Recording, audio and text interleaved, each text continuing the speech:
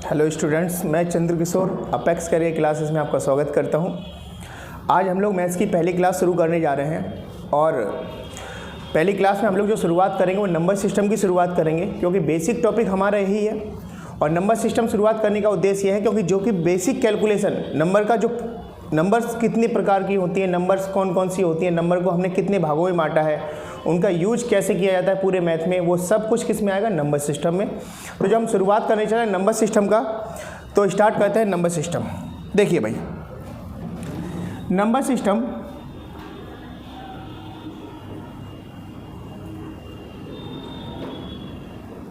यानी संख्या पद्धति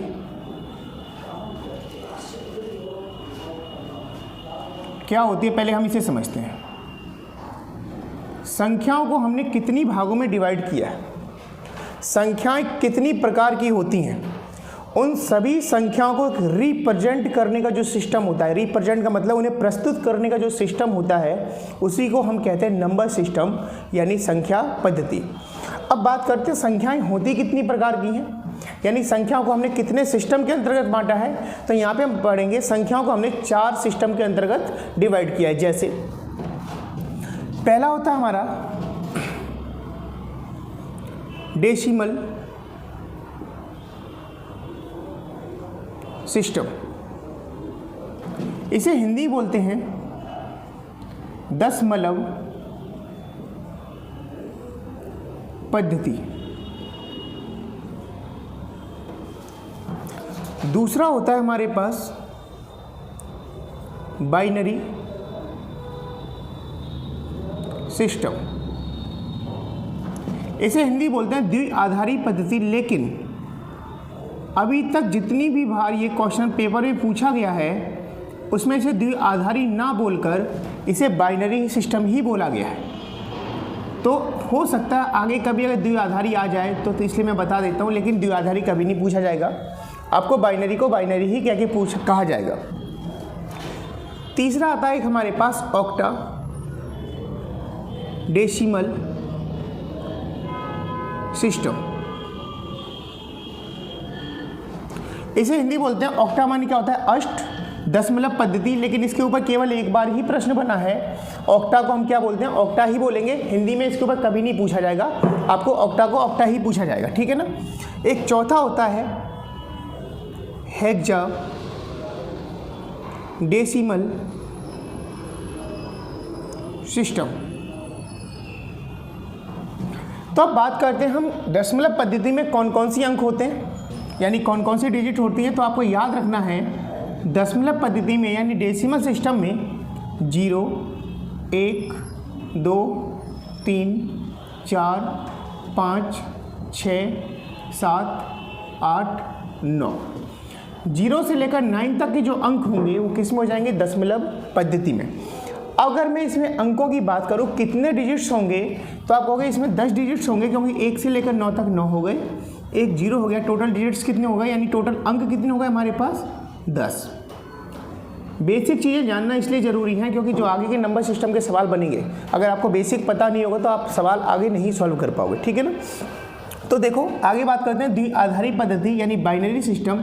ये कंप्यूटर कोडिंग लैंग्वेज होता है जो 0 और 1 पे वर्क करता है। तो अगर मैं इसमें बात करूं कौन कौन सी डिजिट्स होंगी, तो आप कहेंगे इसमें 0 और 1 होगा। अगर मैं इसमें अंक की बात करूं, अंक कितने हो जाएंगे, तो आप कहेंगे अंक हमारे दो होंगे, कौन कौन से, 0 और 1। ऑक्टा डेसिमल जैसे नाम से ही पता चला, ऑक्टा माने अष्ट, अष्ट माने क्या होगा 8। तो इसमें 8 डिजिट्स होंगी, कौन कौन सी होंगी देखते हैं, 0, 1, 2, 3, 4, 5, 6, 7, 1 से लेकर 7 तक 7 हो गई और एक 0 हो गया। टोटल अंक कितने हो गए हमारे पास, 8 हो गए। तो मैं इसमें अंक की बात करूं तो अंक हमारे पास हो जाएंगे 8, ठीक है। अब आता है हेक्सा डेसिमल सिस्टम। हेक्सा में जो डिजिट्स होंगी वो हमारे पास होंगी 16। लेकिन अब आप ये कहोगे 0 से लेकर 9 तक तो 10 ही हो गई, डिजिट्स का मतलब सिंगल डिजिट की बात हो रही है, अंकों की बात हो रही है। लेकिन हम 9 से यदि आगे बढ़ गए, जैसे हमने कहा 0, 1, 2, 3, 4, 5, 6, 7, 8, 9, 0 से लेकर 9 तक तो ये हो गई। जैसे मान लीजिए अब आपने आगे बढ़ा, इससे आप आगे बढ़े 10, 11, 12, 13, 14, तो यहाँ पे ये अंक नहीं रहे, अंक नहीं रहे तो ये हुए क्या, ये रहे हो गए संख्या। अंक का मतलब सिंगल डिजिट की बात हो रही है और संख्या का मतलब दहाई का अंक, यानी दो अंक हो गए। तो इसलिए यहाँ पे जब अंक की बात हो रही है तो हम 10, 11, 12, 13 ये सब नहीं लेंगे, तो हम क्या ले सकते हैं, तो इसमें लिखेंगे A, B, C, D, E, F।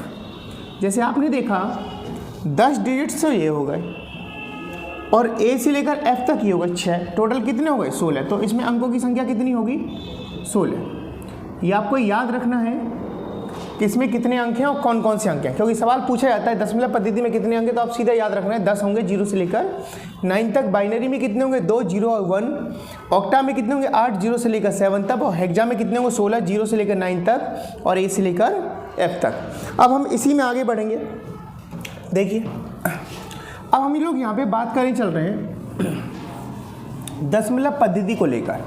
हम एक एक करके पढ़ेंगे सारी पद्धति को, यानी सारे सिस्टम्स को क्या क्या होती हैं देखते हैं।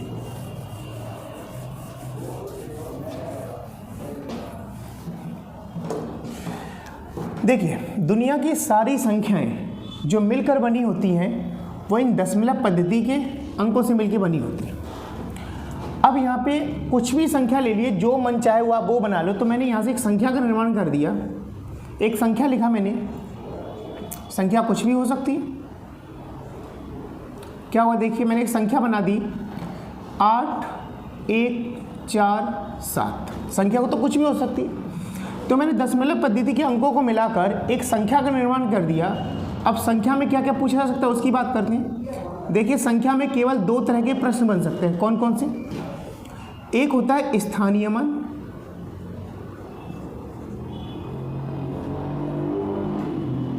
जिसे इंग्लिश में बोलते हैं प्लेस वैल्यू।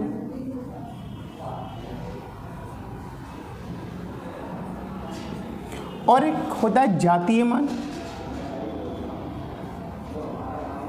या इसी को बोलते हैं अंकीय मान। इसे इंग्लिश में बोलते हैं फेस वैल्यू।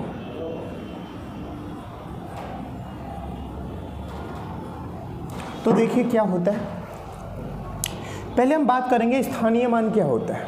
आप लोग पहले से भी सभी को जानते हो अधिकतर लोग। तो यहाँ पे जैसे मैं पूछ रहा हूँ इस 8 का स्थानीय मान क्या होता है, तो जैसे जो भी जिसका पूछा है आप उसे कॉपी करो। अब उसके बाद कितने डिजिट्स हैं, तो आप कहेंगे 3। कौन कौन से? 1, 4, 7। तो आप इसकी जगह क्या करोगे, जितने डिजिट्स हैं उतनी 0 लगा दो। 3 डिजिट हैं तो 3 0, 5 डिजिट होंगे 5 0, 10 डिजिट होंगे 10 0। जितने डिजिट्स होंगे उतने हम 0 लगा देंगे। अगर मैं इसी प्रकार पूछ लूँ 1 का स्थानीय मान क्या होगा, तो 1 को कॉपी करो। 1 के बाद कितने डिजिट्स हैं 2, तो आप क्या करोगे 2 0 लगा दोगे। 4 का पूछा जाए, 4 को कॉपी किया। 4 के बाद कितने डिजिट्स हैं 1, तो 1 0 लगा दिया। सॉरी यहाँ पे 4 के बाद क्या, 4 तो लिखोगे ही और उसके बाद 1 डिजिट्स हैं तो 1 0 लगाओगे। अब यहाँ पे लिखोगे 7। क्या 7 के बाद कोई डिजिट है क्या? अगर कोई डिजिट नहीं है तो 7 का हमारा क्या रहेगा, 7 ही रहेगा, क्योंकि 7 के बाद कोई अंक तो है नहीं। अब बात करें जातीय या अंकीय मान। देखिए नाम से ही पता चल रहा है फेस वैल्यू। फेस मतलब क्या होता है, चेहरा। जैसे मैं इसी प्रकार पूछ लूँ 8 के फेस की तरह कौन सी संख्या दिखेगी, तो आप कहोगे 8 की तरह 8 दिखेगा, 1 की तरह 1 दिखेगा, 4 की तरह 4 दिखेगा और 7 की तरह 7 दिखेगा। तो फेस वैल्यू हमेशा वही अंक उसका फेस वैल्यू होता है। जैसे मैं कहूँ 8 का क्या होगा, तो आप कहेंगे 8 होगा। 1 का कितना होगा, तो आप कहोगे 1 होगा। 4 का 4 होगा। 7 का 7 होगा। इसमें कोई परिवर्तन नहीं होता, जिसका पूछा जाए वही अंक हमारा क्या हो जाता है, फेस वैल्यू। तो अब यहाँ पे एक चीज़ ध्यान से देखिए, इस अंक को हम क्या बोलते हैं, इकाई अंक। क्या बोलेंगे, इकाई अंक। तो आपने देखा इकाई अंक का स्थानीय मान और जातीय मान दोनों कैसा होता है, समान होता है। तो अगर यहाँ पे मान लीजिए कभी प्रश्न आ गया आपके पास इस ढंग से लिखा हुआ 9, 3, 5, 6 और पूछ ले इस क्वेश्चन में निम्नलिखित में से किस अंक का स्थानीय मान और जातीय मान समान होगा, तो आप कहेंगे 6 का स्थानीय मान यानी प्लेस वैल्यू और अंकीय मान या जातीय मान यानी फेस वैल्यू दोनों कैसे होंगे, समान होंगे। या कभी आपसे ये पूछ ले निम्नलिखित में से किसका स्थानीय मान और अंकीय मान समान होता है, जैसे आपसे कहते हैं इकाई अंक, दहाई अंक, सैकड़ा अंक या हजार का अंक, तो आप कहेंगे इकाई अंक का स्थानीय मान और जातीय मान दोनों कैसा होगा, समान होगा। उम्मीद करते हैं यहाँ तक सभी लोगों को क्लियर हुआ होगा। अगर किसी को स्क्रीनशॉट लेना है तो वो ले सकता है, मैं साइड हो जाता हूँ। ठीक है, क्या अब आगे बढ़ा जाए? तो ठीक है, अब आगे बढ़ते हैं। तो देखिए अब इनके ऊपर प्रश्न कैसे बनते हैं हम उसकी बात करने चल रहे हैं।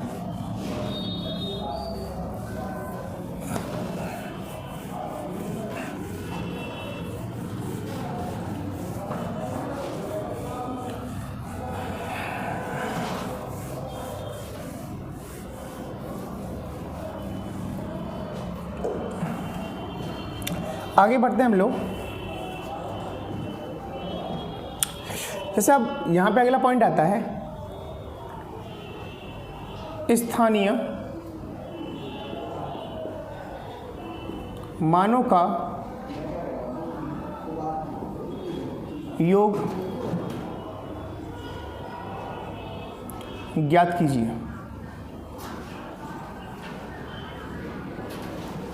जैसे अगले पॉइंट पे चल रहे हैं, हम स्थानीय मानों का योग ज्ञात कीजिए। अब इसके ऊपर प्रश्न कैसे बनते हैं हम उसकी बात करेंगे।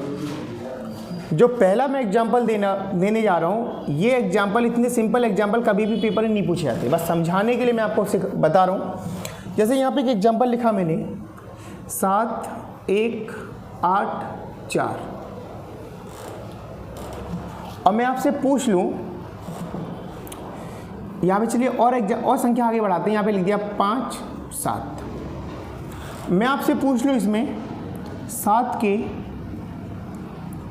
स्थानीय मानों, P यानी प्लेस, V फॉर वैल्यू यानी स्थानीय मानों का योग कितना होगा। अभी मैं जितने भी प्रश्न कराऊंगा सबको मैं योग वाले कराऊंगा, ठीक है ना। हम इसके बाद स्टेप बाय स्टेप करके पॉइंट पे बढ़ेंगे, फिर भिन्न वाली संख्याओं पे बढ़ेंगे और उसके बाद फिर हम अंतर पे जाएंगे, ठीक है ना। तो देखिए, तो आप ये बताइए इस 7 का स्थानीय मान क्या होगा। तो आप कहेंगे इस 7 का स्थानीय मान 7 होगा। तो मैंने अभी समझाया था जिसका स्थानीय मान पूछे आप उसे कॉपी करो, उसके बाद जितने अंक हैं उतने जीरो लगा दो। तो कितने अंक हैं, 1, 2, 3, 4, 5, 1, 2, 3, 4, 5। अगर मैं इस 7 का स्थानीय मान पूछे तो आप कहेंगे इस 7 का स्थानीय मान केवल और केवल 7 होगा, क्योंकि इसके बाद कोई भी डिजिट्स नहीं है। तो जब आप इन सबको जोड़ोगे तो आप कितना आया, 7, 0, 0, 0, 0, 7, ये आ गया। लेकिन ये बहुत सिंपल सवाल था जो आपने आसानी से कर दिया। अगर सवाल यहीं पे बढ़ा दे दे, जैसे मैं दूसरा एग्जांपल देने जा रहा हूँ, यहाँ पे लिखा 1, 8, 4, 5, 1, 2, 3, 1, 4, 1, 5, 8, 3, 1। मान लीजिए इतना बड़ा सवाल आ गया। यहाँ पे कितना लिखा हुआ, 1। अब यहाँ पे कह दे मैं 1 के स्थानीय मानों तथा अंकीय मानों का योग कितना होगा। मैं क्या पढ़ा रहा हूँ आपको, सब में योग पूछ रहा हूँ। अब जैसे मान लो इसका तो हमने ऐसे कर लिया, लेकिन अब इसका अगर डिटेल करें तो काफ़ी लंबी सवाल बनेगा। तो जो मैं बता रहा हूँ उस चीज़ को ध्यान से सुनना। आपसे जिसका पूछा गया है, जिस अंक का स्थानीय मानों का योग पूछा गया है, यहाँ पे पहले स्थानीय मान का बता रहे हैं, तो अंकीय मान, इसको हम सवाल को यहाँ पे लिखा हुआ है स्थानीय मान तथा अंकीय मान। तो मैं पहले क्या कर रहा हूँ, पहले आपको स्थानीय मान सिखा रहा हूँ, उसके बाद हम अगले सवाल पे अंकीय मान वाला लिखेंगे, ठीक है ना। तो मैंने इसे क्या किया, मैं 1 के स्थानीय मानों का योग, मैं केवल स्थानीय मानों का योग बता रहा हूँ, इसके बाद हम लोग अंकीय मान भी सीखेंगे, ठीक है, स्टेप बाय स्टेप करके। तो मैं आपसे ये कहना चाह रहा हूँ जिसका स्थानीय मान का योग पूछ ले, जिस संख्या का पूछ ले, उसे आप सेम टू सेम कॉपी करो। जैसे यहाँ पे आपसे पूछा गया 1 का बताइए, तो आपने क्या किया, 1 को सेम टू सेम कॉपी किया। अब मैंने कहा जिसका पूछा जाए उसे कॉपी करो, बाकी सबको क्या कर दो, 0 बना दो। तो 8 की जगह क्या आ गया, 0, 4 की जगह 0, 5 की जगह 0, फिर 1 का 1, फिर 2 और 3 की जगह क्या आएगा, 0, 0, फिर 1 की जगह 1 आएगा, फिर 4 की जगह 0, फिर 1 की जगह 1, फिर 5 की जगह 0, फिर 0, फिर 0 और फिर 1। ये क्या हो गया?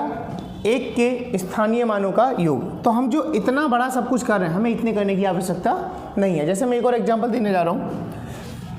यहाँ पे लिखा तीसरा एग्जांपल, ये लिखा है मैंने 8 4 2 3 8 5 8 7 8 में 8 के स्थानीय मानों का योग मैंने ये पूछ लिया। तो देखते हैं, मैंने कहा जिसका पूछा है उसे कॉपी करो, बाकी सबको 0 बना दो। तो आपने देखा 8 का 8 रखो। इसके बाद 4 2 3 की जगह क्या आएगा? 0 0 0। फिर 8 का 8 कॉपी करोगे, फिर 5 की जगह 0, फिर 8 की जगह 8, फिर 0, फिर 0। तो मैं आपसे ये कहना चाह रहा हूँ, जिसका पूछा जाए उसे तो सेम टू सेम कॉपी करो और बाकी सबको क्या कर दो? बाकी सबको 0 बना दो।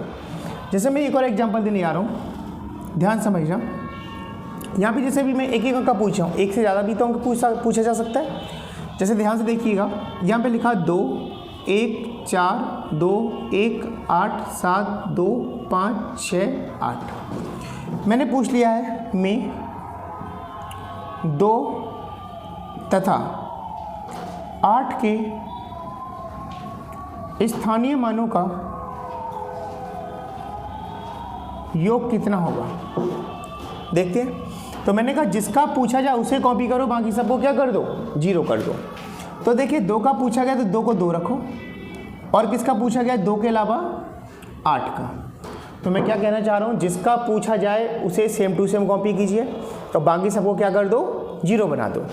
तो 2 का 2 रहा, फिर 0, फिर 0, फिर 2, फिर 0, फिर 8 का पूछा गया, 8 की 8, फिर 0, फिर 2, फिर क्या आएगा? 0 0 8। ये आपका क्या हो गया? स्थानीय मानों का योग। किसका किसका?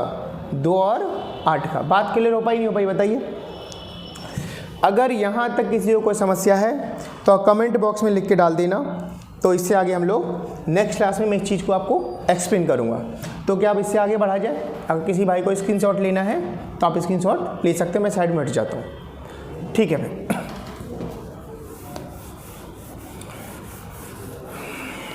देखते हैं आगे क्या होता है।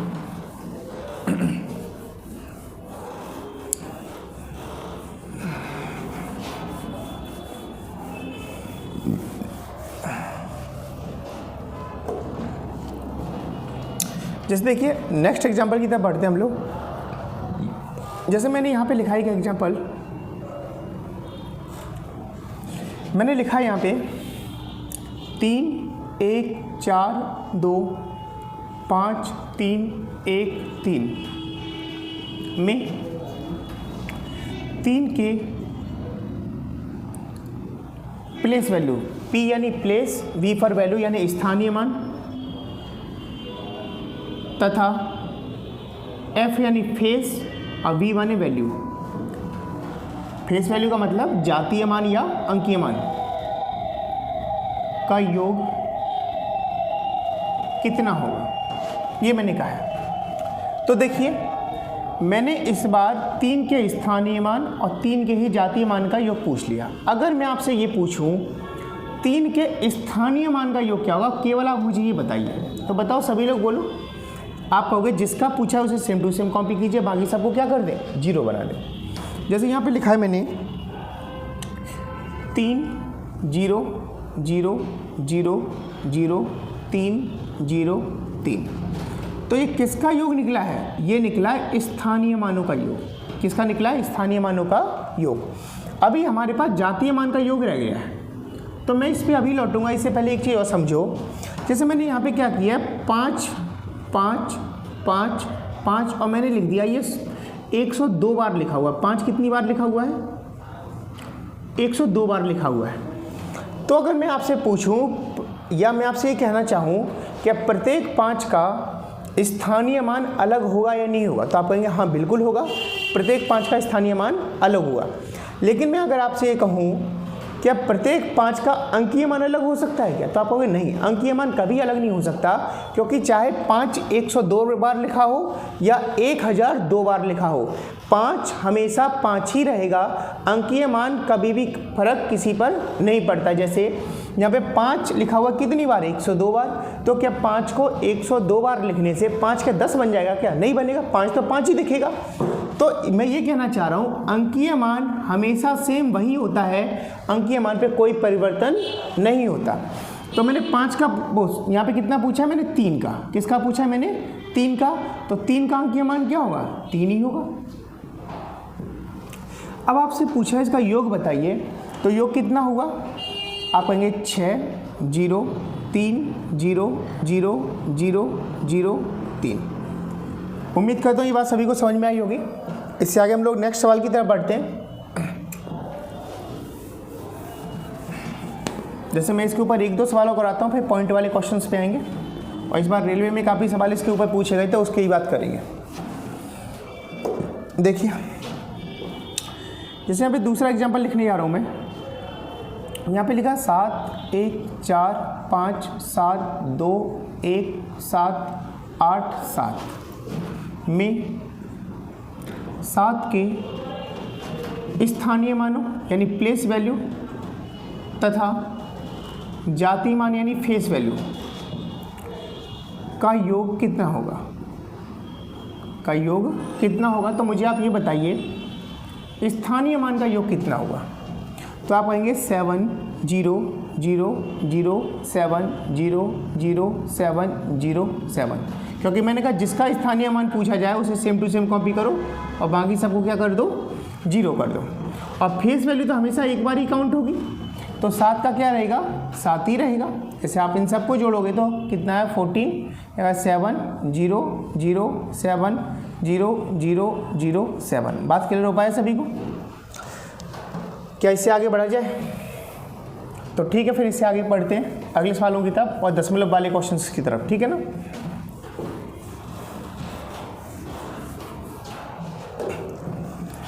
जैसे यहाँ पे लिखा हुआ है, मैंने इधर लिख दिया संख्या। पहले बेसिक समझते हैं, फिर सवाल पे आएंगे। और मैंने बोल दिया स्थानीय मान।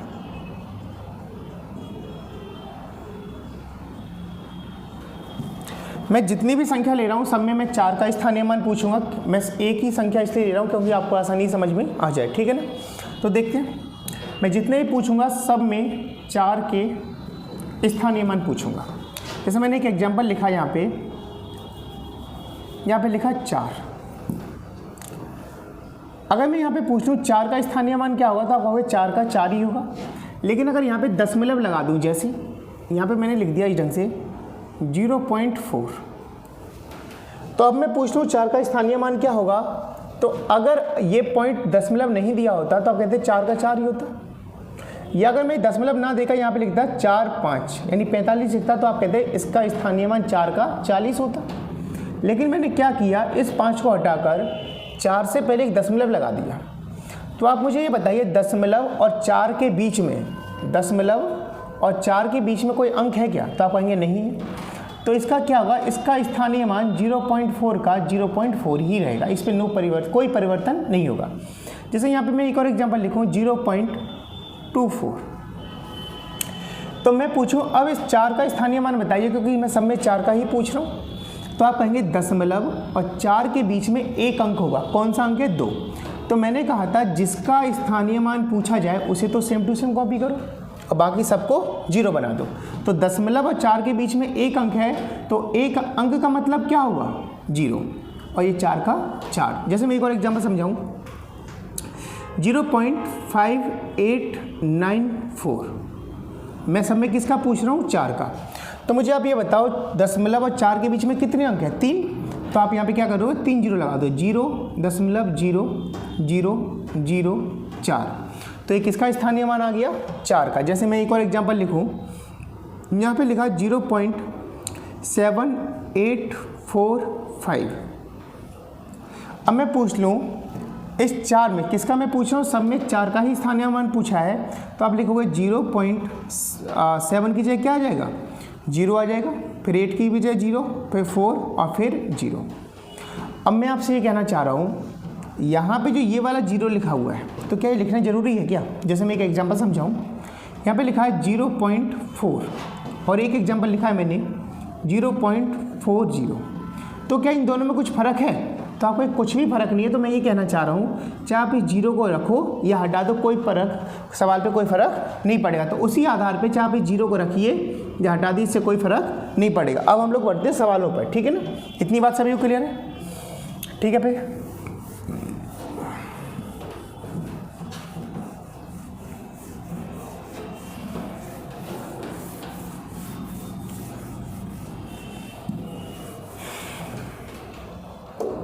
अब सवाल कैसे आएंगे, सवाल की तरफ बढ़ते हैं।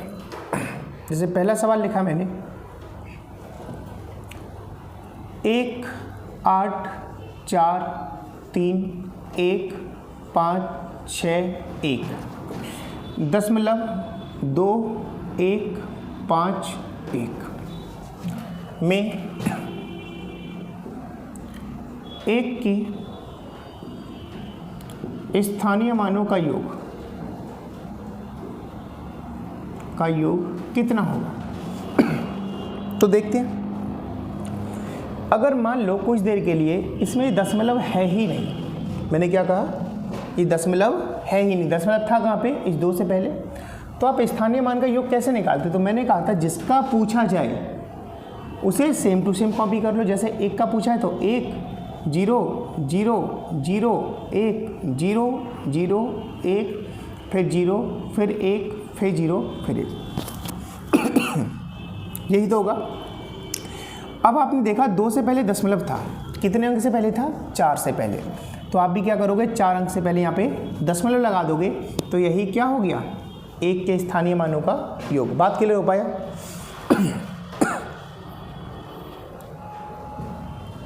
तो आगे बढ़ते हैं इससे।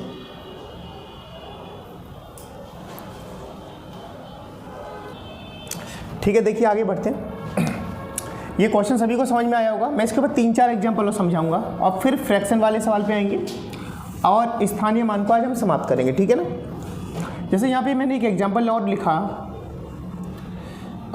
9 1 7 8 9 4 5 1 9 दशमलव 3 9 1 8 में 9 तथा 8 के स्थानीय मानों का योग। इस बार मैंने 2 संख्याएं पूछ ली हैं, 9 और 8। मैं आपसे बार बार वही चीज़ कह रहा हूँ, दशमलव कुछ है ही नहीं, आप भूल जाओ, दशमलव कुछ नहीं है। इससे पहले दशमलव था, ये सब कुछ बाद में देखो। जैसे जिसका जो बोला गया उसे सेम टू सेम कॉपी करो। 9 का 9 रहा, फिर 0 फिर 0 फिर 8 का 8 फिर 9 फिर 0 0 0 9 दशमलव 0 9 0 8। जितने अंक से पहले दशमलव उतने से पहले आपको दशमलव लगाना है, यही आपका क्या हो जाएगा, उत्तर हो जाएगा। तो यहाँ पे मैंने पूछा केवल स्थानीय मानों का योग। अब हम लोग इससे आगे बढ़ेंगे, स्थानीय मान तथा अंकीय मान का योग। किसके तरफ बढ़ेंगे? स्थानीय मान तथा अंकीय मान का योग। तो देखते हैं इसे कैसे निकालते हैं। तो देखिए,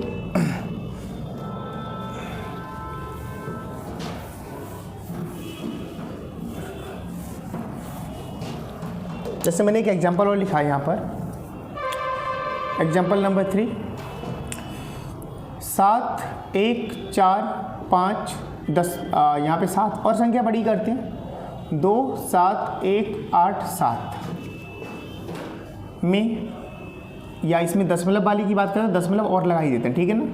2 1 7 में 7 के स्थानीय मानों तथा अंकीय मानों का योग कितना होगा, मैंने ये कहा। तो देखो, अगर मैं आपसे पूछूं 7 के स्थानीय मान का योग कितना होगा, तो आप क्या कहोगे? सभी लोग बोलो। आप कहोगे 7 0 0 0 0 7 0 0 7। पॉइंट लगा तो पॉइंट लगाइए आप, फिर क्या होगा 0 0 7। तो ये हमारा क्या निकल गया? ये निकल गया 7 के स्थानीय मानों का योग। क्या निकला? 7 के स्थानीय मानों का योग। अभी मैंने कुछ देर पहले समझाया था अंकीय मान पे दशमलव का कोई फर्क नहीं पड़ता, और चाहे वो संख्या कितनी बार भी लिखी हो अंकीय मान पे कोई प्रभाव नहीं पड़ता। अंकीय मान हमेशा एक बार ही काउंट होगा, चाहे वो संख्याएं कितनी बार भी रिपीट क्यों ना हो। तो जैसे मैंने पूछा 7 के स्थानीय मानों तथा अंकीय मानों का योग बताइए, तो हमने स्थानीय मान का तो योग निकाल लिया, लेकिन अगर मैं 7 का अंकीय मान पूछूं तो आप क्या कहोगे? तो आप कहोगे 7 का अंकीय मान केवल क्या रहेगा? 7 रहेगा। आप 0.7 मत लिख देना, क्योंकि अंकीय मान पे दशमलव का कोई प्रभाव नहीं पड़ता। तो जब आप इनको जोड़ोगे, क्योंकि योग पूछा है तो हम भी जोड़ेंगे नहीं, तो यहाँ पे कुछ नहीं है तो आप 0 0 बढ़ा सकते हो, कोई फर्क पड़ेगा क्या? कोई फर्क नहीं पड़ेगा। तो आप इन्हें जोड़ो, ऐड करोगे यानी जोड़ेंगे तो ये 0 0 7, ये हो गया 14, फिर 0, फिर 7 0 0 0 7। इतनी बात में अगर किसी को कोई समस्या है तो आप कमेंट बॉक्स में डाल दीजिएगा, जिसका मैं आगे आपको डिस्कशन करूँगा, ठीक है। तो इससे आगे हम लोग अगले पॉइंट की तरफ यानी अगले सवाल की तरफ पढ़ते हैं। और जो मैं आप सवाल कराने जा रहा हूँ ये रेलवे एनटीपीसी इसी बार में आया हुआ क्वेश्चन है, देखिएगा आप लोग।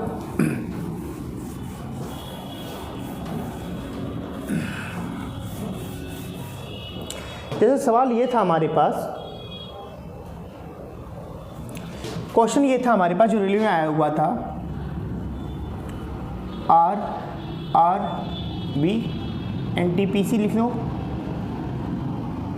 इसमें पूछा गया क्वेश्चन है, ये क्वेश्चन ये था 6/8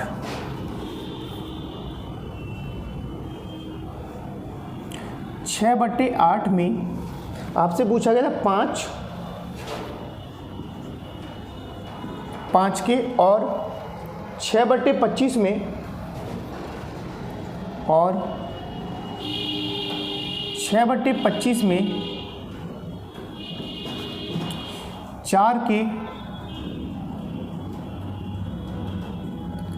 स्थानीय मानों का योग ज्ञात कीजिए। मानों का योग ज्ञात कीजिए। तो मैं आपसे ये जानना चाह रहा हूँ कि आपको इसमें कहीं भी 5 दिखाई दे रहा है 6/8 में, या मैं आपसे ये पूछना चाह रहा हूँ कि 6/25 में कहीं भी 4 दिखाई दे रहा है? नहीं दिखाई दे रहा। तो अगर 5 नहीं है तो हम उसे 5 के फॉर्म में लेके आएंगे, अगर इसमें 4 नहीं है तो हम इसे 4 के फॉर्म में लेके आएंगे। लेके कैसे आएंगे? तो देखिए जैसे 6/8 लिखा हुआ है, तो अगर आप इसका इसमें भाग दोगे तो अगर पॉइंट लगाओ तो ये 60 बन जाएगा। तो 8 7 56, तो 0.7 4 बचा, फिर 8 5 40। तो मैं आपसे ये पूछना चाह रहा हूँ क्या 6/8 को हम 0.75 लिख सकते हैं? नहीं लिख सकते? लिख सकते हैं। अब बात करेंगे 6/25 को लेकर। तो जब 6/25 में यानी 6 में जब 25 का भाग लगाएंगे, दशमलव बढ़ाओगे तो 0.2 टाइम जाएगा, तो आपका 10 बचेगा। तो फिर से उसमें 0 बढ़ाओगे तो ये 4 टाइम चला गया, या हाँ या ना, ये बताओ। तो मैंने इसमें पूछा था 5 के स्थानीय मान, तो मुझे आप ये बताओ इस पूरी संख्या में 5 का स्थानीय मान क्या होगा? तो आप कहेंगे 0.05। क्या होगा? 0.05। अब मैं जैसे इसमें पूछूं इसमें 4 का स्थानीय मान क्या होगा? तो आप कहेंगे 0.04। अब आपसे क्वेश्चन ये पूछा गया है इन दोनों का योग कितना होगा? जब आप इन दोनों को जोड़ेंगे तो आपका क्या आएगा? 0.09। क्या आएगा? 0.09। लेकिन जो रेलवे में ऑप्शन आया था, ऑप्शन ये नहीं था। आंसर तो हमारा ये भी ठीक है, लेकिन जो इसका ऑप्शन दिया था एग्जाम में, ऑप्शन था 9/100। तो चाहे आप 9/100 लिख दीजिए या आप 0.09 लिख दिए, दोनों ही उत्तर हमारा कैसा है? सही है। इतनी बात में कोई समस्या? तो ठीक है, मैंने आज आपको स्थानीय मान का योग निकालना बताया, और उम्मीद करता हूँ आज जो मैंने पढ़ा है वो समझ में आया होगा। संख्याएं कितनी प्रकार की होती हैं, ये सब सारी चीज़ें मैं डिस्कस किया था। अगर कोई भी डाउट होता है तो आप कमेंट बॉक्स में लिख दीजिएगा, तो जो मैं नेक्स्ट क्लास में इसको मैं क्लियर करूँगा। तो ठीक है, आज के लिए नमस्कार।